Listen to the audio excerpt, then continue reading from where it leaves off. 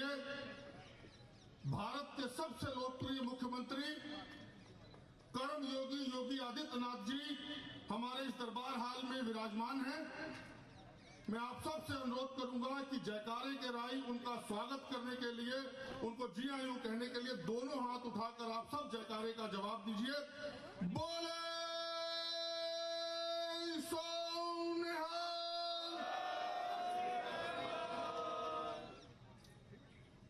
आज बहुत ही ऐतिहासिक दिन है। हर मायने में जगत गुरु साहिब श्री गुरु नानक देव जी महाराज का 552वां प्रकाश उत्सव हम सब बड़ी श्रद्धा, प्यार और उत्साह के साथ मना रहे हैं। और हर बार की तरह इस बार भी हमारे बीच में हमारी खुशियों को, हमारे आनंद को बढ़ाने के लिए, हम सबको बधाई देने के लिए, अपना मार्गदर्शन देने के लिए उत्तर प्रदेश के कर्मयोगी लोकप्रिय मुख्यमंत्री माननीय योगी आदित्यनाथ जी हमारे बीच में विराजमान हैं। माननीय योगी आदित्यनाथ जी हमेशा इतिहास में याद किए जाएंगे। देश की आजादी के 70 साल के बीच में कभी ऐसा नहीं हुआ कि मुख्यमंत्री के आवास पर गुरबाणी का कीर्तन गाया गया हो। पूरे देश के किसी मुख्यमंत्री आवास में ऐसा नहीं हुआ। उत्तर प्रदेश के मुख्यमंत्री बनने के बाद योगी आदित्यनाथ जी के सरकारी मुख्यमंत्री आवास में गुरबाणी के कीर्तन के शब्द गूंजे, गुरबाणी का कीर्तन गाया गया। साहिबजादों की शहादत पर उनकी शहीदी को नमन करते हुए, श्रद्धा के फूल भेंट करते हुए वहां पर कार्यक्रम आयोजन हुए और सारे देश में इसकी गूंज सुनाई गई, सारे विश्व में इसको सुना गया। साथ ही साथ माननीय मुख्यमंत्री जी ने ये आदेश जारी किया और इसको लागू करवा दिया कि जो इतिहास, झूठा इतिहास हमको पढ़ाया जा रहा था, जो विदेशी आक्रमणकारी हमको महान बताए जा रहे थे, उनको हटाया जाए। सच्चा, सुच्चा और भारत का, सिख जगत का गौरवमय इतिहास पाठ्यक्रम में शामिल किया जाए। आज साहिबजादों की शहीदी को उत्तर प्रदेश के पाठ्यक्रम में शामिल किया गया है। हम सब माननीय मुख्यमंत्री जी को बधाइयां देते हुए ये अनुरोध करेंगे और भी देश के लिए, भारतीय सभ्यता और संस्कृति के लिए जिन्होंने कुर्बानियां दी हैं, उनको भी पाठ्यक्रम में शामिल किया जाए ताकि देश के लिए कुर्बान होने वालों नई पीढ़ी की एक नई पौध तैयार हो सके। मैं माननीय मुख्यमंत्री जी का स्वागत करने के लिए, अभिनंदन करने के लिए अनुरोध करूंगा लखनऊ गुरुद्वारा प्रबंधक कमेटी के अध्यक्ष सर राजेंद्र सिंह बग्गा जी को कृपा करके आके माननीय मुख्यमंत्री जी को गुरु घर की बख्शिश स्वरूप पाओ और आज के इस समारोह का यादगारी सम्मान चिन्ह देने की कृपा करें। उसके बाद हमारे बीच में जो सम्मानित मंत्रीगण और मान्यवर उपस्थित हैं उनको हम सम्मानित करेंगे। मुख्यमंत्री माननीय योगी आदित्यनाथ जी।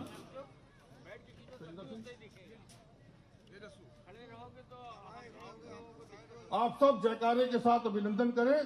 बोले सो निहाल। हमारे बीच में हमारी माननीय महापौर श्रीमती संयुक्ता भाटिया जी विराजमान हैं।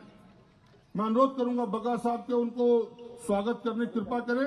माननीय मुख्यमंत्री जी को संज्ञान में होगा, मैं फिर भी अवगत कराना चाहता हूं, मेरी जिम्मेदारी बनती है कि पिछले 1 साल में सिख जगत के 11 महापुरुषों के नाम पर चौराहे और पार्कों का नामकरण माननीय मुख्यमंत्री जी के मार्गदर्शन और निर्देश पर माननीय महापौर जी ने किया है। ये एक इतिहास है। 70 सालों में जो कभी नहीं हुआ वो हुआ भारतीय जनता पार्टी के मुख्यमंत्री बनने के बाद योगी आदित्यनाथ जी की सरकार ने। माननीय महापौर जी का अभिनंदन करते हुए लखनऊ गुरुद्वारा प्रबंधक कमेटी के प्रधान सर राजेंद्र संयुक्ता भाटिया जी। बोले सो निहाल। माननीय सुरेश तिवारी जी विधायक कैंट, तो 4 बार के विधायक हैं और कैंट में जहां हमारी सबसे ज्यादा आबादी है, सुख दुख में हमेशा हमारे साथ खड़े रहने वाले। बोले सो निहाल। माननीय योगेंद्र उपाध्याय जी विधायक आगरा से हमारे बीच में आए हैं। मैं अनुरोध करूंगा बग्गा साहब से। साथ ही साथ उत्तर प्रदेश अल्पसंख्यक आयोग के सदस्य सर परमिंदर सिंह जी, जो हम सबकी भावनाओं को मुख्यमंत्री जी तक पहुंचाते हैं। प्रदेश में कहीं भी किसी अल्पसंख्यक को समस्या हो तो वहां तक पहुंचाते हैं और निदान करवाते हैं। सर परमिंदर सिंह जी। बोले सो निहाल। सरदार जसविंदर सिंह जी, उत्तर प्रदेश पंजाबी एकेडमी के सदस्य, जो लखनऊ में कम रहते हैं, उत्तर प्रदेश में घूम घूम के प्रवास करते हुए पंजाबी भाषा और सरकार की रीति नीतियों का प्रचार करते रहते हैं, सरदार जसविंदर सिंह जी।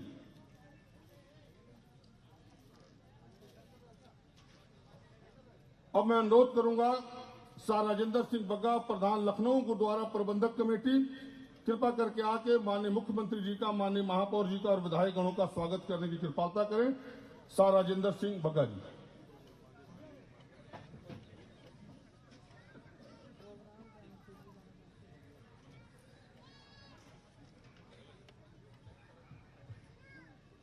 गुरु ग्रंथ साहब की पावन पवित्र हजूरी में विराजमान परम सत्कार योग साथ संगत, आइए हम सब मिलकर के दशमेश पिता यानी गुरु गोविंद सिंह द्वारा बख्शी हुई फतेह की शान करें। वाहेगुरु जी का खालसा, वाहेगुरु जी की फतेह। सबसे पहले मैं आज ऐसे महान गुरु जिन्होंने 40,000 मील का सफर करके भ्रमित दुनिया को रास्ते पर लगाया और सबको एक ही उपदेश दिया कि आप अपने एक अकाल पुरख, एक वाहिगुरु, एक अल्लाह को याद रखिए। दूसरी बात, इतनी यात्रा किसी भी पीर पैगंबर ने नहीं की जितनी गुरु नानक देव जी ने 24 सालों में 48,000 मील की सफर की यात्रा की। तभी इनके लिए कहा जाता है कि सरताज है जो अवतारों का, नानक नाम है उपकारों का, वो दर्दी है इंसानों का, मालिक है दोनों जहानों का। मैं ज़्यादा समय नहीं लूँगा क्योंकि माननीय मुख्यमंत्री जी को जाना है, लेकिन मैं एक बात जरूर माननीय मुख्यमंत्री जी को याद दिलाना चाहूँगा। माननीय मुख्यमंत्री जी, आप जब पिछली दफा यहाँ पर आए थे तो मैंने आपसे कहा था कि माननीय मुख्यमंत्री जी, कामयाबी के हर शिखर पर आपका नाम होगा, कामयाबी के हर शिखर पर आपका नाम होगा, आपके हर कदम पर देश की जनता का सलाम होगा। जिस साहस से आप संकटों का सामना करते हैं, देखिए एक दिन वक्त भी आपका गुलाम होगा। क्योंकि ये बात मैंने जब पहले 2 साल पहले माननीय मुख्यमंत्री जी इसी स्टेज पर यहीं पर बैठे थे तब मैंने शेयर इनके अंदर किया था, और आज फिर मैं कह रहा हूँ कि जो इनके 5 साल के अंदर प्रदेश की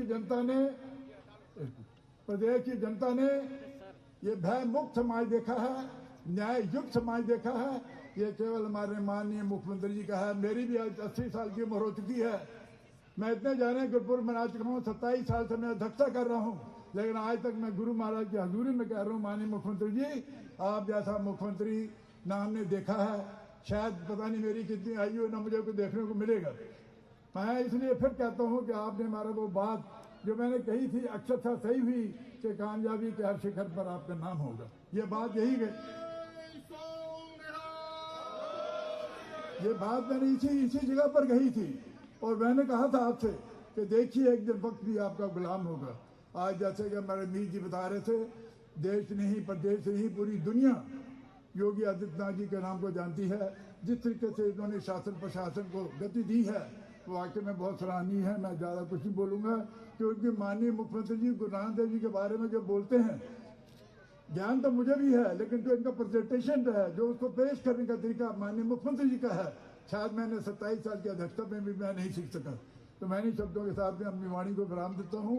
और विशेष करके मैं आज सरदार परविंदर सिंह, जिनको माननीय मुख्यमंत्री जी ने मेरे कहने से, मैंने कहा था कि नौजवान बच्चे, सिख बच्चे आपकी शरण में लगे हुए हैं, इनकी तरफ अगर ध्यान देंगे तो ये आपके पार्टी के लिए, आपके लिए ये समझिए कि बहुत ही एक कामयाब सेट होगा। तो इन्होंने जाते ही माननीय परविंदर सिंह जी को इस कमीशन का चेयरमैन बना दिया, और आज जो भी हमारा पास यहाँ माननीय मुख्यमंत्री आते हैं उसमें सबसे ज़्यादा सहयोग हमारे माननीय परविंदर सिंह जी का रहता है। इन्हीं शब्दों के साथ में दूसरे हमारे जो आपको मैंने कहा था तो वो हैं सरदार परविंदर सिंह जी, तो हो गए। दूसरे सरदार जसविंदर सिंह जी जो कि इस वक्त प्रदेश महामंत्री हैं सिख संगत के। और मैं समझता हूँ कि लखनऊ में, जैसे मीर जी ने कहा है कि लखनऊ में कम रहते हैं, पूरे प्रदेश का दौरा करते हैं और दौरा करके हर जगह इस बात का पैगाम देते हैं। मैं इन्हीं शब्दों के बाद में अपनी वाणी को विराम देता हूँ। फतेह बुलाइए। वाहेगुरु जी का खालसा, वाहेगुरु जी की फतेह।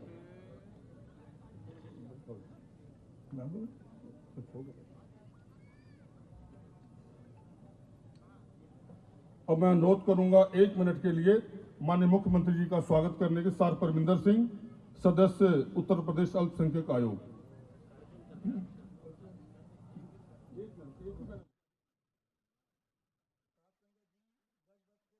वाहेगुरु जी का खालसा, वाहेगुरु जी की फतेह।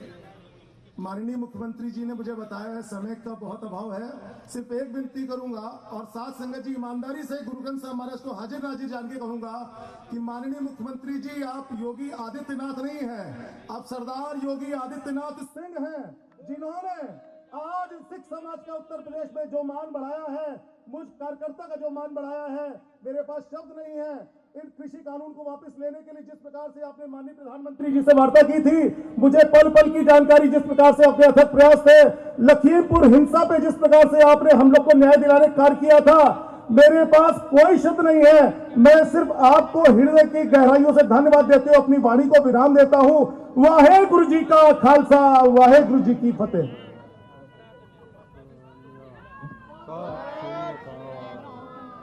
माननीय महापौर जी, माननीय विधायकगण हमारे बीच में हैं, लेकिन माननीय मुख्यमंत्री जी को प्रधानमंत्री जी के कार्यक्रम में जाना है। हम सबका स्नेह है, गुरु महाराज के प्रति उनकी श्रद्धा है कि वो समय निकालकर उन्होंने कहा कि जरूर मैं माथा टेकने जाऊंगा और बधाइयां देने जाऊंगा।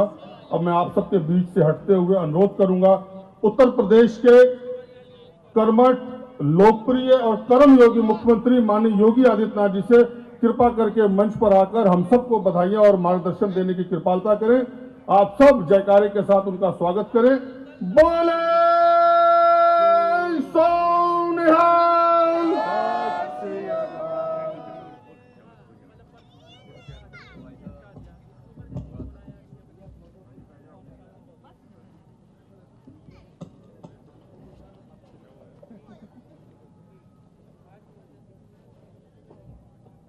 गुरु नानक देव जी के 552वें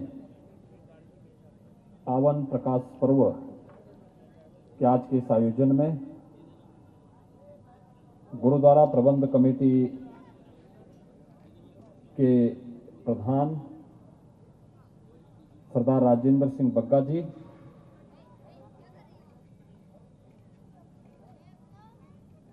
गुरुद्वारा प्रबंध कमेटी के प्रवक्ता सरदार सतपाल सिंह मीत जी,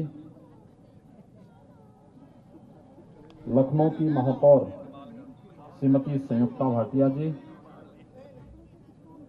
माननीय विधायक श्री त्रिपाठी जी, उत्तर प्रदेश अल्पसंख्यक आयोग के सदस्य सरदार परविंदर सिंह जी, पंजाबी एकेडमी से जुड़े हुए सरदार जसविंदर सिंह जी, सरदार हरमिंदर सिंह जी, सरदार कुलदीप सिंह सलूजा जी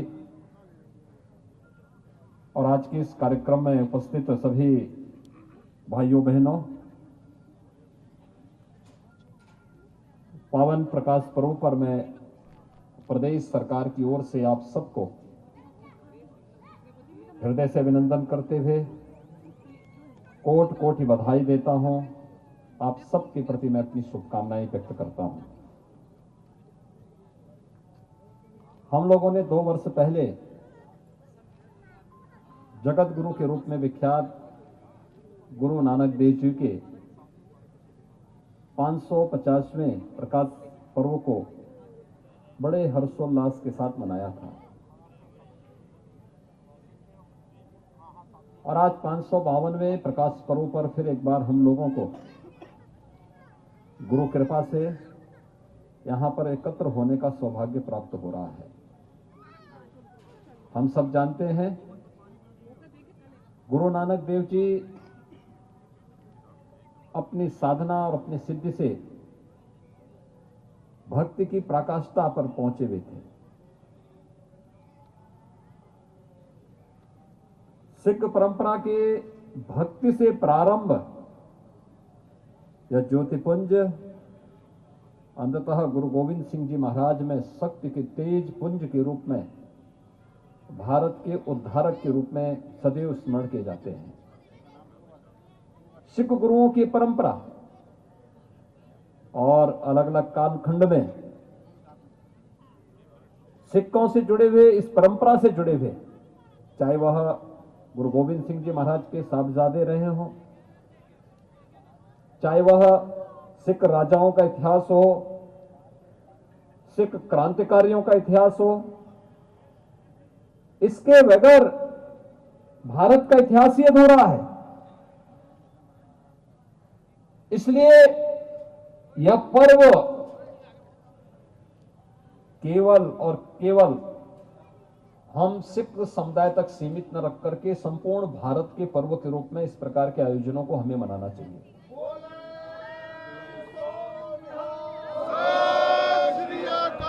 मुझे आज सुबह के प्रातःकालीन सत्र में ही बुंदेलखंड जाना था, लेकिन मैंने कहा नहीं, मैं लखनऊ में हूं, तो लखनऊ में होने के कारण मुझे इस कार्यक्रम में भागीदार बन करके मैं बधाई दे करके 1 ही मिनट के लिए जाऊं, माथा टेक करके, तब फिर मैं बुंदेलखंड के लिए जाऊंगा। भाइयों बहनों, हम सब जानते हैं गुरु नानक देव जी कितने पहुंचे हुए सिद्ध योगी थे, सिद्ध संत थे। आप इसी से अनुमान कर सकते हैं पूरे भारत का, और उस समय जो बृहत्तर भारत था वहां का उन्होंने पैदल ही सत्संग करते हुए, उपदेश देते हुए भ्रमण किया था। एक सामान्य व्यक्ति ऐसा नहीं कर सकता। वे असाधारण प्रतिभा के थे और अपनी सिद्धि का कहीं कोई किसी प्रकार का कोई अहंकार नहीं, लेस मात्र भी नहीं। जो घटनाएं हमारे सामने बार बार आती हैं, जिसका उल्लेख होता है, जब वे काबा में जाते हैं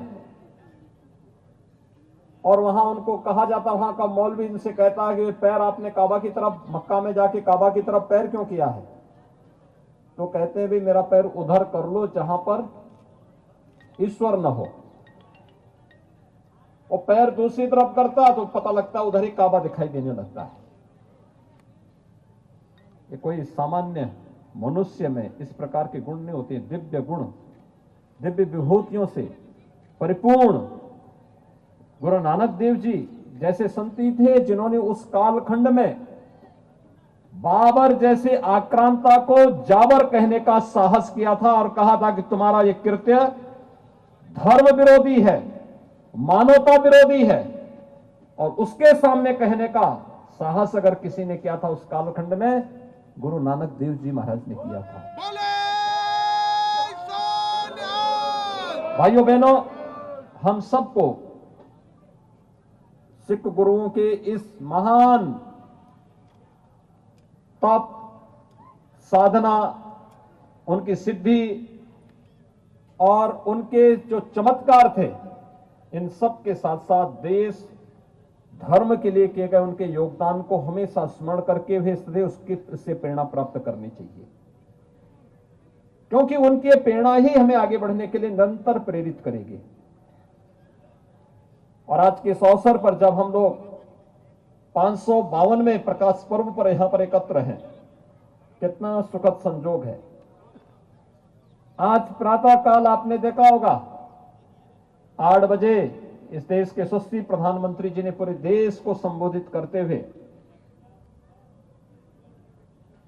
उन 3 कृषि कानूनों को वापस लेने की घोषणा की, जिसको लेकर के कतिपय किसान संगठन विरोध कर रहे थे।